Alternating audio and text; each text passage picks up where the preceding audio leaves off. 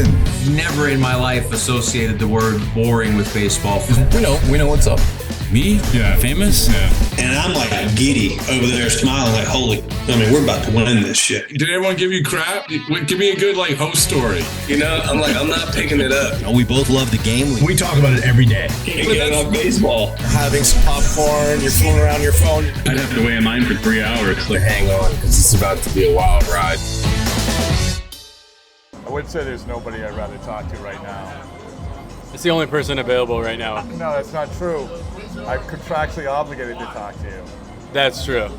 I want to ask, how do you, I tell everybody that you own the LLC, you're the CEO, this is setting up for your retirement fund. You happy? Are you happy with how everything's going? With the company? Yeah, with the company. I am very pleased. All right. I think we were making big moves, obviously. Oh, you say there's some things that people should be on the edge of their seats about? No, I'm not too fond of our chief marketing officer. Who, Kenley? Yeah, I think he will fit in our business model, but I don't know if that's the ideal spot for him. We could find him a new What do role. you want him to do? He's a musician, right. So I think we need to focus on that aspect of entertainment. I don't know how well he does on social media. We could probably find... Well, let's be honest, he has people doing social media. Yeah, that's what I'm saying. Right. So I think we could find the cream of the crop, you know what I mean? Should we get a jingle? I think he needs to write some notes down. All the big companies out there have a jingle / phrase that's real quick and witty. Well, we do. It's baseball's important. Yeah, but we don't have any tunes to it. Song. So that's why I would like to, with your permission, I mean, I am the boss. Yeah. I don't really need your permission. I would like to transfer his title, and we'll come up with something new. Can you look into the camera and say, to all the followers of Baseball's Boring, we want a song? All the followers of my company. Of your company. Not yours. No. We need a jingle. We need a song. And we're only taking serious requests. So if you send a jingle that's not worth our time, you will be blocked on all platforms. Thank you. So I showed Evan Phillips had his first, the intro music in the video. He had never seen it before, and I just randomly filmed it for him.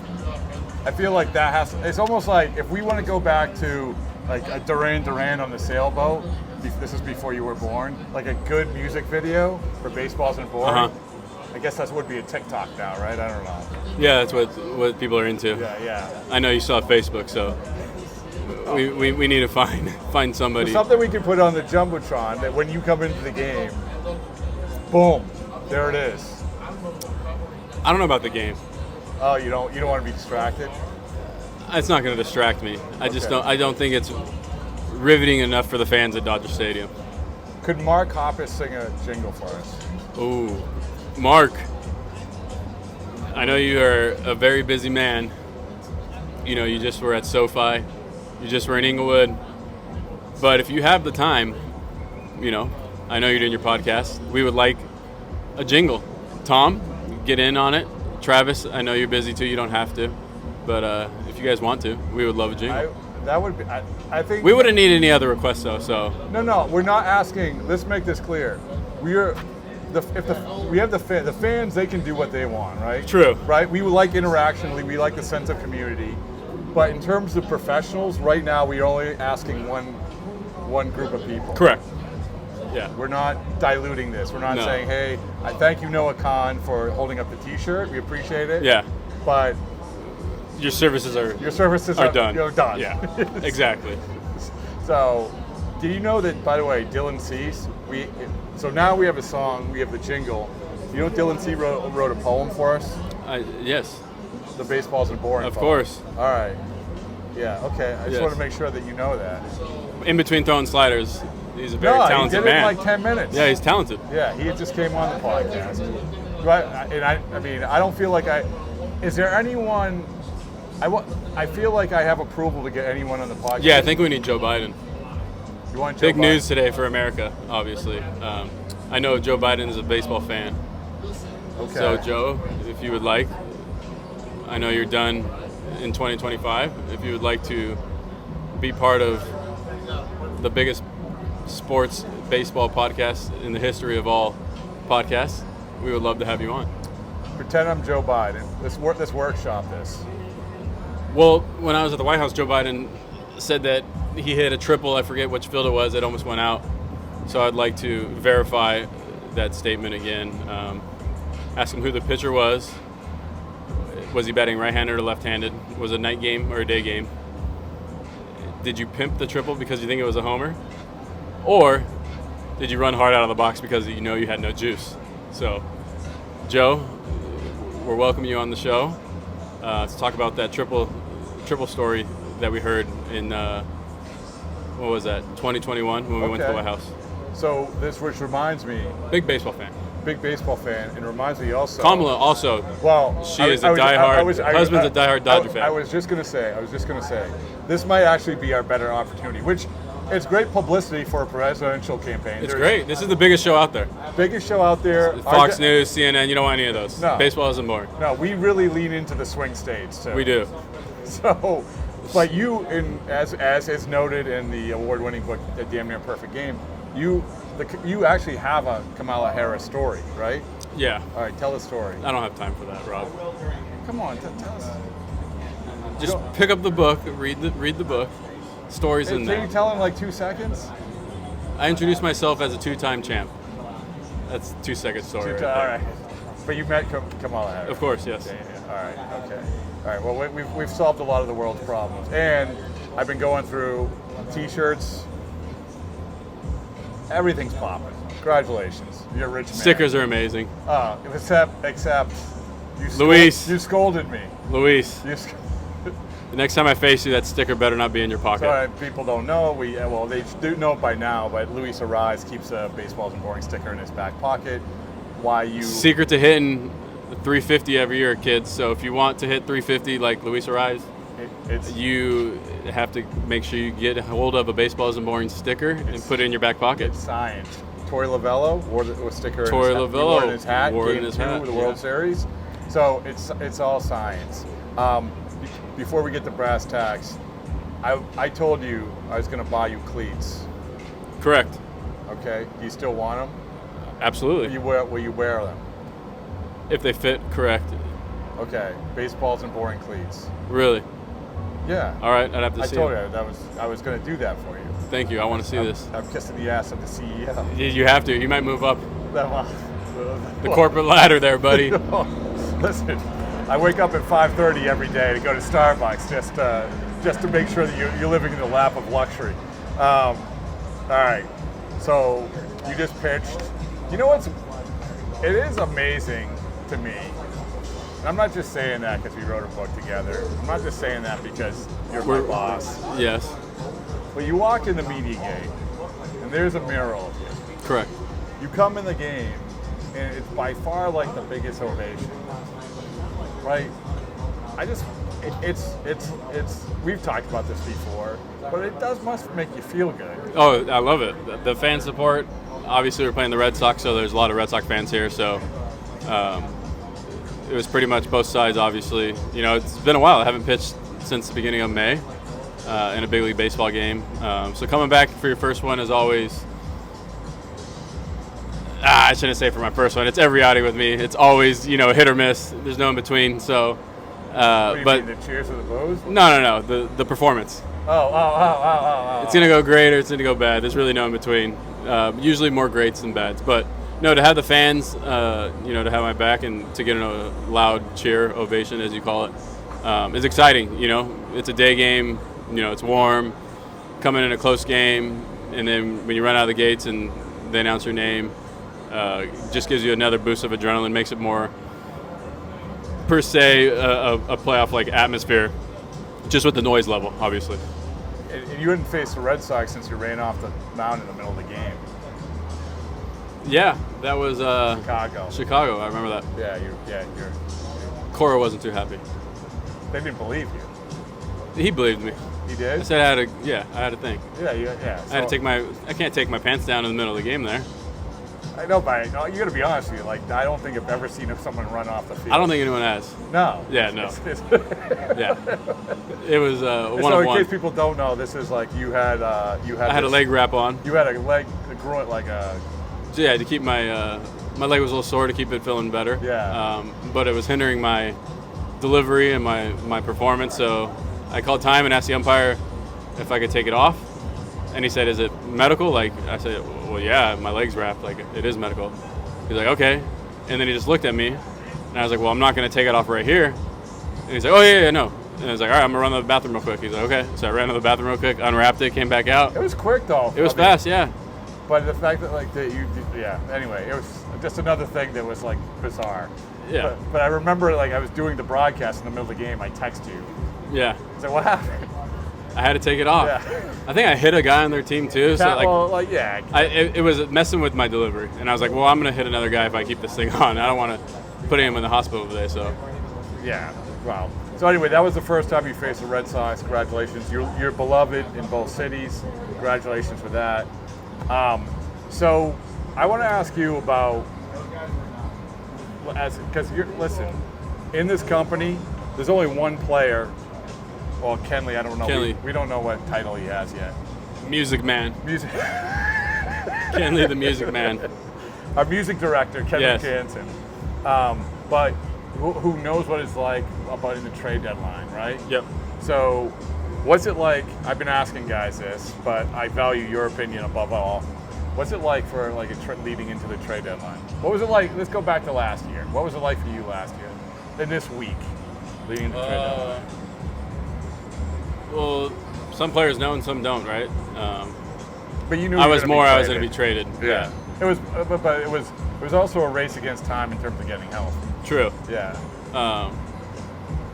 But so I've been traded twice. One was my first time. I was completely shocked. Never was mentioned in any kind of trade rumor. That was St. Louis. To the St. Red Louis, Sox. yep. And then the second time, as an older player, I knew it was coming around. You know, usually chat with front office, like, hey, what's the deal? So I had the best of both worlds of being notified about one that would most likely was going to happen, and then the other one completely blindsided. And you were when you're younger too. It's like. Oh yeah. I mean, Manager didn't know. who told Nobody you? knew. St. Louis. Twitter, and then MLB Network. Really? And then 15 minutes later, I called the office, Really? and I said, I already know. I saw. Really? Yeah. And you had no idea. You were like, No. Were you just in the clubhouse? Yeah, just sitting there getting ready for a day game in San Diego. Yeah. And 12 o'clock rolled around, like 11:57, whatever it was, and my name popped up. I was like, oh, all right. And Alan Craig had no clue. He's like, is this real? I was like, I don't know. And then we went on Twitter and we're like, yeah, it's real. And you're like, We haven't been notified, and then we both got called in the office. So. But that must be weird because you only knew one city. Yeah, I was shell shocked. I didn't. Alan Craig was more distraught than I was. Yeah, because yeah. But me, I was just like, all right, let's go. Yeah, but you didn't know anyone in Boston. I mean, we didn't know each other. No, not at all. No. You didn't know me. I would have let you stay in my house. Yeah, that'd have been nice. Wow. I had to stay at the Hotel. Hotel Commonwealth, maybe? Is that the name Hotel of it? Yeah. Commonwealth. Yeah. Yeah. But how long? So now you have that dynamic of you go to a new. This was different. We'll get to this in a second because you knew everybody here. Yeah. But you went to Boston. You probably didn't know anybody. No, I knew. And so when you traded at the deadline, you had basically 2 months to get to know it. And that team wasn't winning. No, we weren't. Right. Yeah. But you have a couple months to get to know everybody. And do you feel like you can be yourself? Do you feel like, that must be a weird feeling. Yeah, it's a learning process. I think you don't really feel comfortable until the next season. Like, not even in spring training because you're still meeting new people, right? Minor league coaches, minor league strength and conditioning, minor league training staff, prospects, 40-man guys, non-roster invites. So it's still all new. I felt comfortable in my second spring training, obviously. But even though you play 2 months with the big league club, you don't know what spring training is like. I don't even think the media talks to you in those 2 months. No, I think they were just over it. I think you guys quit too. We're down like 2014. Yeah. Yeah. But we didn't. I didn't even talk. I think that may have been in the well-documented winter weekend predicting the Cy Young. That Yeah. might have been the first time we ever talked. Most likely. But yes, but it's just getting to know everybody. Yeah. But then, like, you know, you get to know everybody. It's just a weird dynamic. Yeah, it's a right? weird dynamic. Yeah. If you're an older player, been around the league, guys know you. Like when you're a young player, guys don't really know much of you. Yeah. So it's harder for a young guy than an older guy for sure. So how about last year? Last year was a piece of cake because this is where I'm from, my house, everything. You know, that's, like I said, it's the most ideal way to be traded. You know, you already know the team. I live here in the off season. You know, my family's here, my friends are here. So it was one of those things where it was not where like, oh, we had to figure out how to move pretty much your whole life. It was like, all right, well, now we're really back home. You knew, like I said, you knew you were going to get traded. I mean, Yeah. everybody in that team knew they were. You know, Yeah, all the relievers knew they were getting traded. They were getting traded. Yeah. But so this week, as we like leading into deadline, this week, what's that like? Are people just like whatever? If you're good on a losing team, you expect to be traded. You know, Yeah, but is there like? it's whatever. Are It's you not a counting big the deal. minutes? For me, no, I could care less. You don't care. No. Yeah. Yeah. And how do you find out this time? How do you find out that time? Oh, I know how you found out. You called me. Yes. True. I was driving to the stadium. Yeah, I was doing a podcast with Yep. Ryan Brazier. Yeah. It's like, That was I weird. said, trade? Yep. I said, I don't know. I'm driving to the park. Yeah. Well, so about this team, so we talked earlier about, I think last time you were on, about like this is whatever you lose, you know you're going to win the next time. Yeah. That's how it feels. Does it still feel like this? I know that you guys had a crap load of injuries. Can I swear on your podcast? Sure. All right. A shitload of injuries. But does it still feel that way? Does it feel like, okay, we'll be okay? Oh yeah. Yeah. There's no sense of doubt here. You know, everyone comes back, gets healthy. Same team we had, in Korea. You know, we're from top to bottom, the deepest. You know, we're starting 3 rookies in our rotation. I think they come up and they do their jobs. So that's a great thing about this organization. Everyone's prepared, even when they get called up, to fit right in and perform at a high level instead of like, oh, we'll give him a break because he's a young guy. No, when you get called up for the first time or a young guy, like you're expected to dominate because, in the AA and AAA level, we prepare these guys better than anyone I've seen to pitch in the big leagues for the Dodgers. Really? Yeah. So because We have the best staff in all of minor league baseball, from top to bottom, with knowledge and skill sets. And the only way to do that is to actually put money into it, and so that's what we do here, and that's why our young guys come up and dominate. Everyone's like, where do they find these guys? Well, they're already preparing to be able to perform at a high level, like I said. And I'm not asking you to crap on other organizations you're with, but it's just different. Yeah. Yeah. Obviously. Yeah.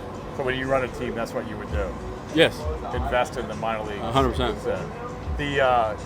So along the lines of this team, Shohei Ohtani, the guy that comes over to your house to break bread, is he? What is your perception of him compared to even in spring training, or like when you didn't know him? Tell me something, like, because again, I'm not his teammate. You're his teammate. Congratulations. Yeah. I think Is he the best player ever? best player ever. Like when he's not just hitting and pitching. I don't know. When he's a starting pitcher and a hitter. Absolutely. Yeah. Yeah. Best player ever. Yeah. When he's pitching and hitting. But for how famous he is, I think he handles himself better than I thought he would. That's the thing, right? Yeah. He's very low Babe maintenance. Ruth didn't have to go through podcast requests. No, not at all. No, I think he handles it better than most people would. Yeah. So I think that's probably the coolest thing I've seen. And you were able to, like, he's become just a normal teammate in that respect. Yeah. Another guy. Well, that's good. Yeah. Hey, so what else, last thing, what else do you want to, the floor is yours. What do you want to, It's trading card day, so make sure you try to get one of my cards. I don't Topps know. trading card day. I just read it. Today is. Today, I guess, yeah, here at Dodger Stadium. Well, I do. I actually do. I ended up buying your card because we had that contest. Oh, that's true. Yeah. Should have asked me. I have a ton of them. Yeah. Wow. I don't know what to tell you. Yeah. So that's it, though? Yeah. Nothing? Congratulations on Knox. Congratulations on your family. Congratulations on your house. Thank you. Congratulations on the company. By the way, congratulations, big title sponsor, Wasabi. Yes, We love cloud storage. we do. Everyone needs cloud storage. Everyone. I mean, Everybody. And this is the best cloud storage. Top notch. Is The cream of the crop. Is wasabi the best cloud storage? 100%. Okay. And by the way, I don't know if you saw, we've been doing the wasabi. I always think of you when we do this wasabi challenge. Did I tell you about this? I have not. I know that you probably know. You're just pretending because Yeah. you're a CEO and you know Yeah. everything. So the wasabi challenge is, I tell a player, pick a teammate, and then I ask them a question about that teammate, and if they get it wrong, they have to eat a ball of wasabi, a ping pong sized ball of wasabi. And so Tristan Casas did it, Vaughn Grissom did it. They both got it wrong. They both paid the price. But I always think of you because why would this, besides like wasabi? Introduction to eating hot things. Wing challenge. Wing challenge Yes. in Cleveland. Wing challenge. In Cleveland, where you You became a rich man. paid me $100 to eat 5 wings. You became a rich man. Those pepper wings. You powered through. Yeah. So, is there anything? So, do you like wasabi? I mean, you like wasabi cloud storage. Of course. But do you do you eat wasabi? Sometimes with sushi. I don't eat much, but All right. a little bit. Do you like this challenge? I do. I think it's very, Genius. very smart of you. All right. Yeah. We'll keep doing it then. All right. We'll keep doing everything. We'll keep doing everything. Thank you. Thank you.